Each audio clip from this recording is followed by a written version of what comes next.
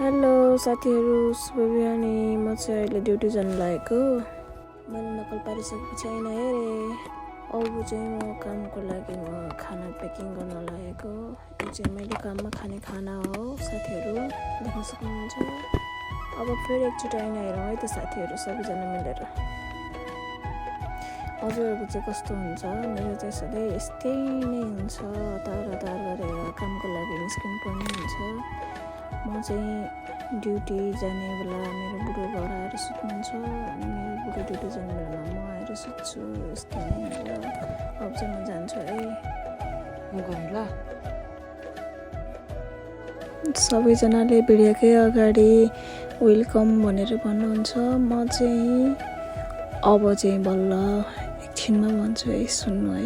मैले त्यति बेला नै बोलेर भिडियो क्लिप गरेको थिएँ, म तपाईँलाई देखाउँदैछु। हेलो साथीहरू, गुड मर्निङ, वेलकम छ मेरो युट्युब च्यानलमा।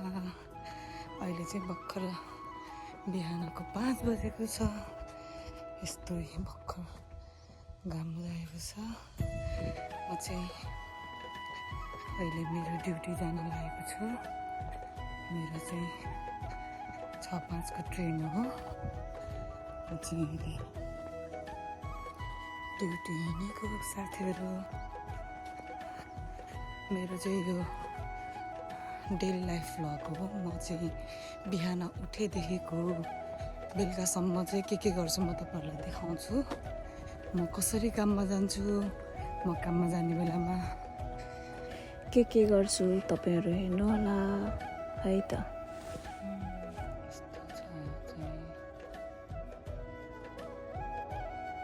राततिर हिँड्दाखेरि पानी त तर पानी खानै बिर्सेछु।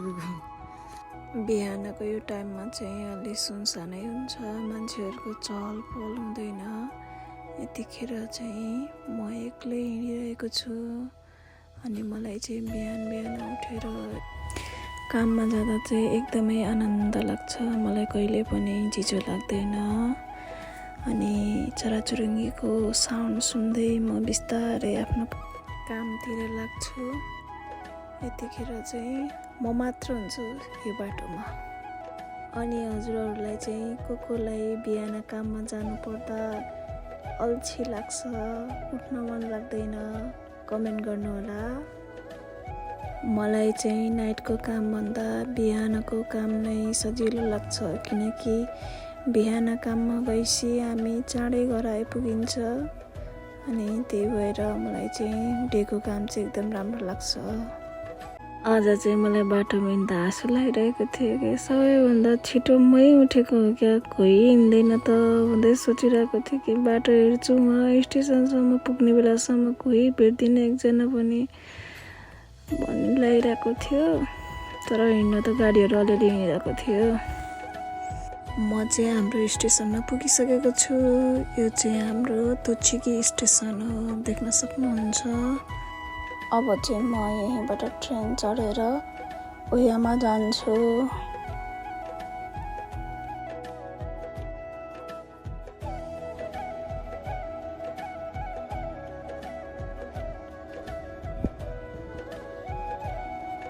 कसरी जानु अब? खोलेकै छैन त। मलाई यस्तो पसिना आइसक्यो। अनि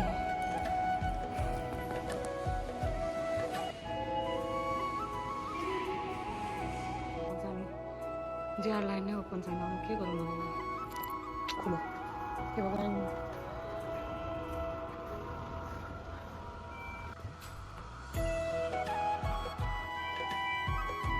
म चाहिँ अहिले स्टेसनभित्र छिरिसकेँ। अब चाहिँ म माथि गएर बस्छु।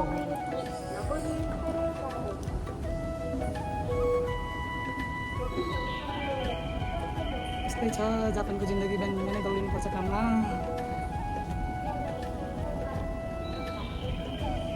पसिना यस्तो भयो।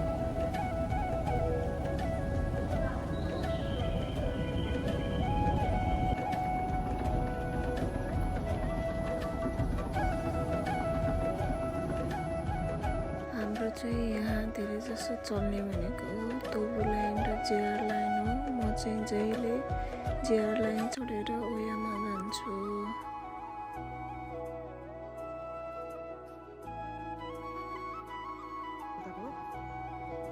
तोबु लाइनको ट्रेन आइसकेको छ।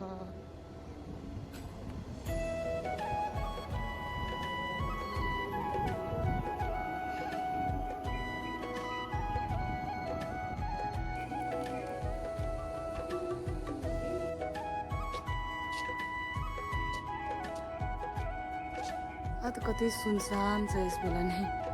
अहिले एकछिनमा मान्छेको भिड हुन्छ। म चाहिँ धेरै छिटो आइछु, त्यही भएर हो अहिले चाहिँ।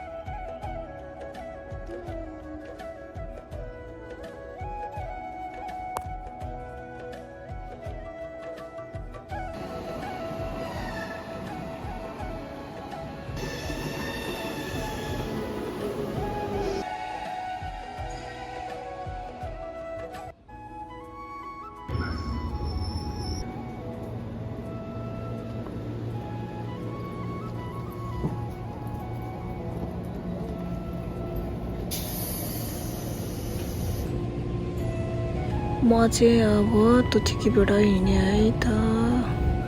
म जाने बाटोमा चाहिँ यस्तै छ गाउँ जस्तो। अनि यो खेतहरू चितवनमा जस्तै धान लगाउँछ, हेर्नु न कति राम्रो धान छ।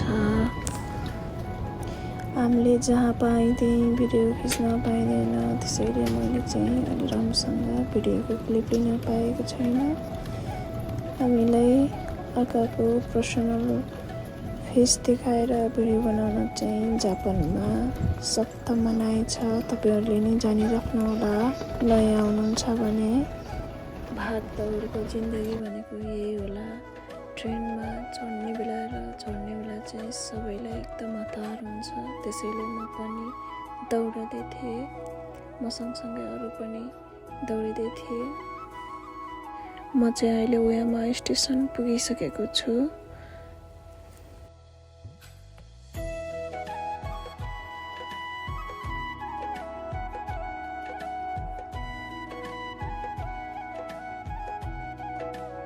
देख्न सक्नुहुन्छ यो चाहिँ ओयामाको वेस्ट एक्जिस्ट हो।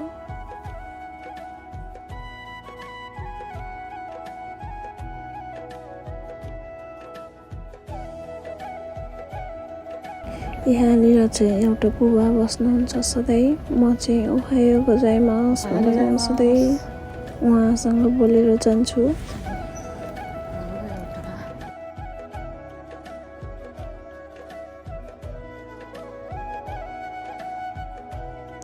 हामी चाहिँ सधैँ कम्पनीको गाडी यहीँबाट चढ्छौँ।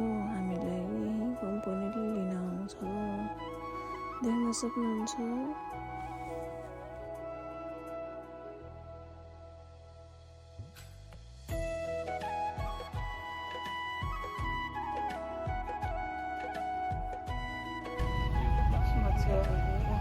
कम्पनीको बसमा बसिसकेँ।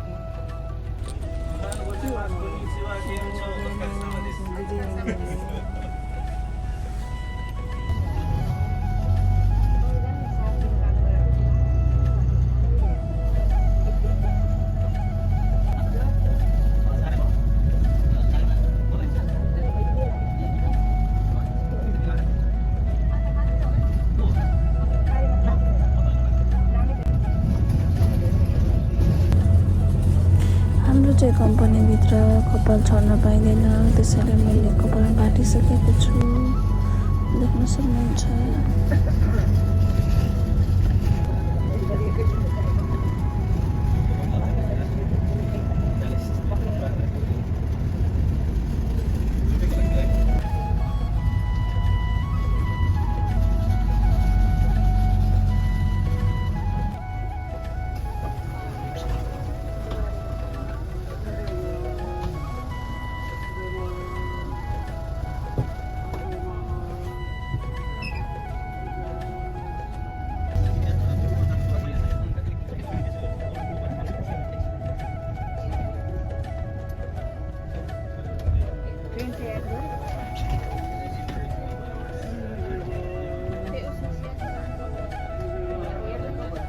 तारा हेर्नु नि त।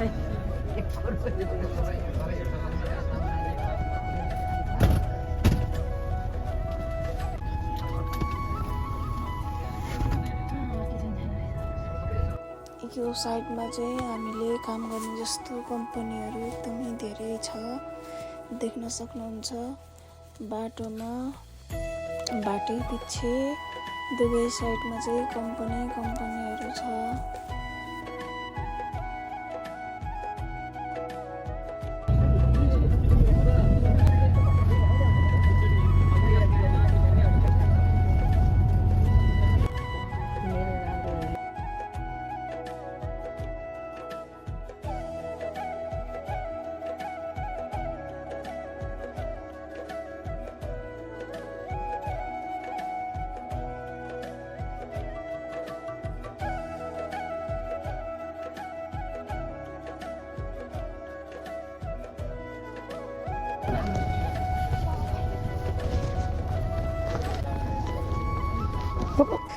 देख्न सक्नुहुन्छ अहिले चाहिँ म मेरो काम गर्ने ठाउँमा पुगिसकेँ। म चाहिँ त्यतिखेर झर्ने बेलामा मेरो झोला गाडीमा यस्तो झ्याउ भइरहेको थियो। यो चाहिँ हाम्रो स्टाफहरूको लुगा लिने ठाउँ हो र हामीले लुगा लगाइसक्यौँ। अरू बाँकी भिडियो चाहिँ मैले कम्पनीभित्र छिरिसकेपछि नियमको अनुसार लिन पाइनँ, अनि के टाइममा चाहिँ लिन्छु भनेको थियो त्यो पनि पाइनँ।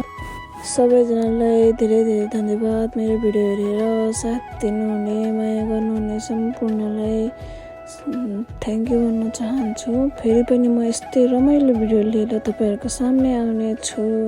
अब अर्को पार्टमा चाहिँ कामबाट फर्किँदा के गर्छु त भनेर मैले भिडियो लिएर आउने छु।